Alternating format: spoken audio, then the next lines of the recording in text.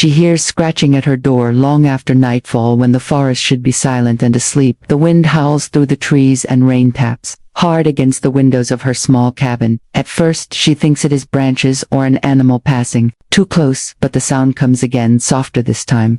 She moves toward the door, heart pounding, listening carefully. Another scrape, another pause, and a faint sound that almost feels like a plea when she opens the door. Cold air rushes inside, carrying the smell of wet earth and pine. 3 small cubs huddle together on the porch, soaked, shivering, and thin.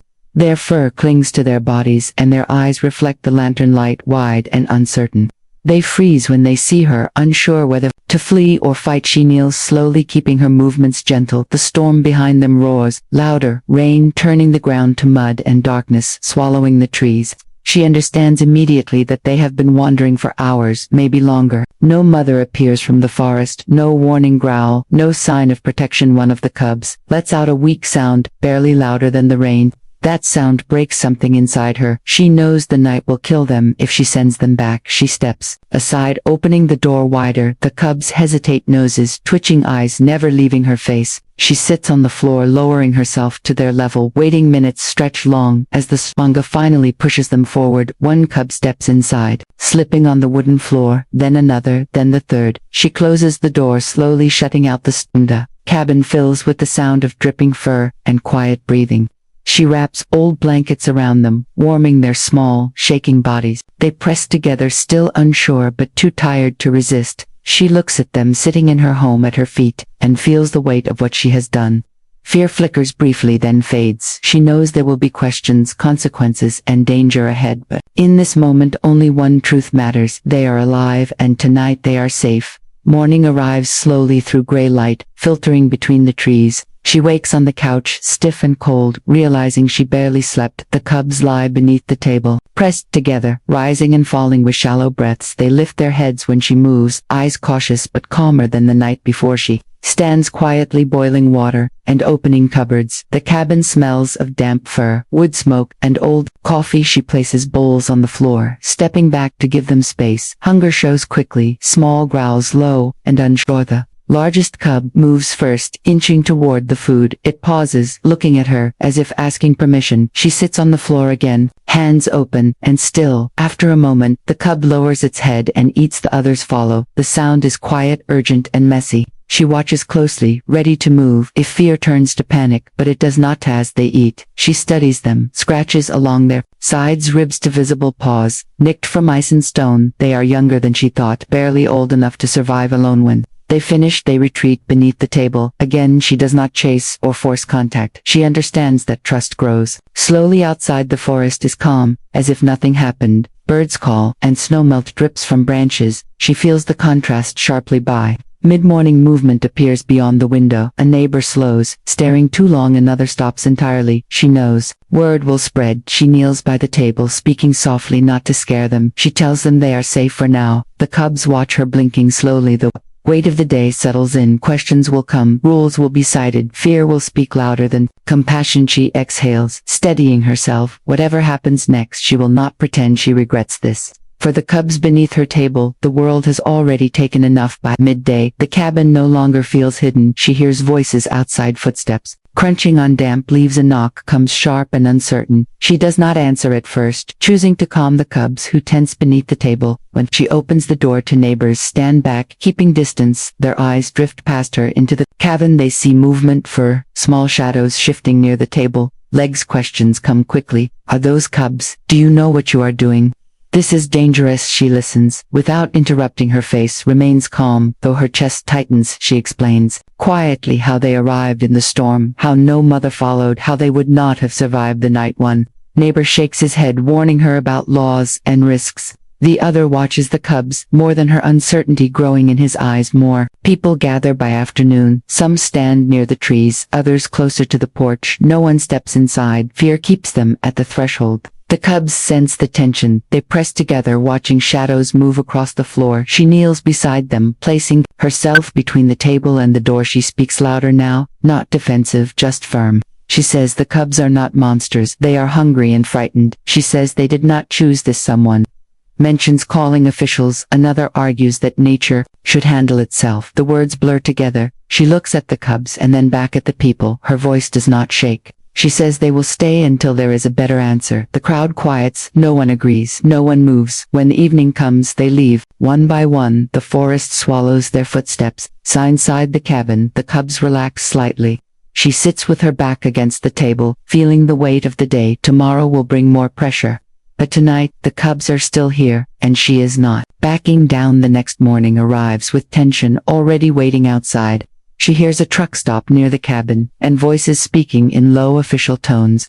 The cubs stir beneath the table, sensing the change in the air. She moves slowly, placing a hand on the floor to steady them. A knock follows, firm and practiced. When she opens the door, two officials stand there wearing uniforms marked with wildlife insignia. Their eyes scan the cabin, immediately measuring distance and risk. One of them asks her to step outside. She refuses, calmly keeping the doorway between them and the cubs. She explains again how the cubs arrived during the storm, how there was no sign of a mother, how sending them back would have been a death sentence. The officials exchange looks. One mentions protocol, relocation, and danger to public safety. The other watches the cubs, quietly noting how they do not growl or charge. Neighbors gather again, forming a loose half-circle near the porch. Whispers pass through the group. Some look worried, others curious, a few thoughtful. The cubs peek out from beneath the table, eyes wide, bodies pressed low. One lets out a soft sound, more uncertain than threatening. She kneels beside them without turning her back on the officials. One official gestures toward the table and asks the question everyone has been circling. Why are the cubs at your table? She looks up, meeting his gaze. Her answer comes without hesitation. She says, they have nowhere else to go. The words settle into the space between them. Simple, honest, unmovable silence follows. The officials do not respond immediately. For the first time, uncertainty replaces authority. The forest stands quiet behind the cabin. The cubs remain still, and everyone present understands that this moment will decide what happens next. The silence stretches longer than anyone expects. The officials shift their weight, glancing from the cubs to her and back again. One clears his throat as if searching for the right response. Rules and training offer no easy answer to what they see. The cubs press closer together, their small bodies trembling. She places a steady hand on the floor near them, not touching but present. Her calm seems to settle them. One neighbor steps forward quietly, offering to bring food. Another nods in agreement. Fear begins to loosen its grip. The officials speak more softly now, discussing options instead of orders. Relocation is mentioned, but with care and time. No one reaches for a radio. She remains still, watching, listening, waiting. Her answer has already been given. Nothing else needs to be said. Days pass slowly, but the cubs begin to settle into the cabin, as if it has always been their home. They explore cautiously, stepping over rugs, sniffing corners, and staring out windows at the forest beyond. She follows them patiently, ready to intervene. If fear overtakes curiosity, every small movement is met with careful observation and gentle encouragement. By mid-morning, the largest cub climbs onto the chair at the table, sniffing the edge and resting its head. The others watch from beneath the table until their courage grows. She brings food and water, placing it in shallow bowls. Watching their reactions, they eat quietly, pausing to glance at her before continuing. Her presence is no longer threatening. It is a guide, a protector, a source of warmth. Outside, the forest moves with its own rhythm. Birds calling, squirrels darting between trunks. She looks at the window and feels the contrast sharply between the wild and the cabin. The cubs are neither fully wild nor fully tamed. They are something in between, a balance she must maintain. She learns their habits, recognizing small signals, a flick of an ear, a twitch of a paw, a glance of the eyes. Every gesture carries meaning, and she adapts. Her patience grows along with their trust. She whispers softly when they pause, listening to her voice, as if it is the only tether to safety. The neighbors continue to watch from a distance, some bringing blankets, food, and soft encouragement. Fear and doubt still linger, but small acts of kindness start to spread. The cubs begin responding, noticing movement outside. Without panic, they stretch their legs, crawl closer to her when called, and curl against blankets without resistance. She teaches them slowly about boundaries, without forced touch, without fright, and freedom without danger. The cabin fills with a quiet rhythm of life. The cubs explore the table, sniffing at plates and crumbs. She watches, smiling as they grow confident. Every day feels like a careful negotiation between the wild and the safe, and she knows that the trust forming here is fragile but strong enough to last through whatever comes. Next weeks pass and the cubs grow stronger, moving with more confidence around the cabin. They climb onto chairs, sniff the shelves, and roll over on rugs, showing trust and curiosity. She wakes early each morning, checking their fur for scratches, feeding them, and guiding their play. Her voice becomes a steady presence, a calm rhythm that they recognize and follow. She talks to them softly, telling stories about the forest, the wind, and the sun above. The cubs listen in their own way, tilting heads and blinking. Slowly, neighbors begin to approach more openly, bringing food, blankets, and small gifts. Some sit quietly on the porch, watching the cubs explore. Fear begins to fade, replaced by admiration and curiosity. Even officials check in, quietly observing the careful balance she has created. No one steps inside unless invited, but the cubs respond to her every movement, following hands and voice. She teaches boundaries, gently showing them how to navigate the cabin without harm. They test limits carefully, learning what is safe and what is forbidden. At night they curl beneath the table, paws pressed close, eyes half closed. She sits beside them, feeling the weight of responsibility, but also the warmth of connection. The cabin hums with life, energy, and trust. Every glance, touch, and sound strengthens the bond between human and cubs. She knows that love, patience, and courage have built something rare and lasting. Autumn arrives, slowly painting the forest with gold and red leaves.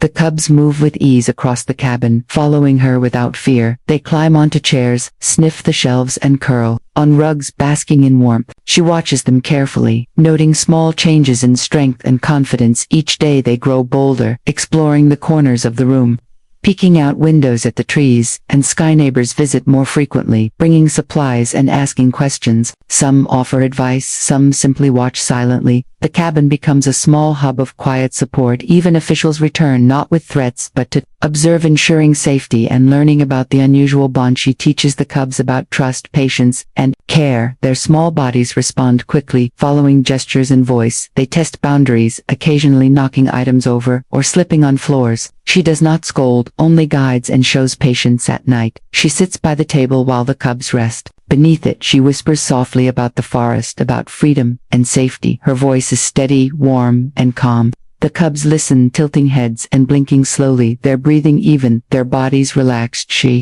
feels a deep sense of pride and love. The cabin hums with quiet life. The forest beyond seems calmer. Somehow the cubs are no longer frightened. They have learned to trust and belong. And she knows that whatever the future holds, this moment will remain unbroken. Her courage, compassion, and patience have created a sanctuary. The cubs have found a place to call home, and she has found a purpose stronger than fear or doubt. Winter arrives, slowly dusting the forest with frost and soft snow. The cubs move with confidence now, exploring the cabin freely, climbing chairs, sniffing shelves, and curling on rugs. She watches them closely, noting the strength in their muscles, the shine in their fur, and the ease in their movements. Every gesture, every glance shows trust and understanding. They follow her voice and hands as naturally as breathing. Neighbors continue to visit, offering support and watching quietly. Some bring extra blankets, food, and small gifts for the cubs. Even officials stop by to observe, checking that everything remains safe. The cabin feels alive with care, warmth, and quiet energy. She knows the time will come to return the cubs to a protected forest reserve. She prepares them gently, teaching distance, freedom, and caution without breaking the bond they have formed. The cubs respond carefully, listening, tilting heads, and moving with awareness. Every lesson is a farewell and a promise. When the day arrives, she opens the door, watching the cubs step into the snow. Their paws sink softly as they look back at her. Before moving toward the edge of the trees, she whispers softly, promising safety, care, and love. The cubs pause one last time, then disappear into the forest. The cabin is quiet now, the table empty, but her heart full. She feels pride in the courage and patience that carried them through. The neighbors nod quietly in understanding. Even the officials seem moved. She knows the forest is alive again with life and trust. The cubs will survive and carry the lessons of patience, love, and safety she has given. And when asked why the cubs were at her table, the answer will always be the same: they had nowhere else to go.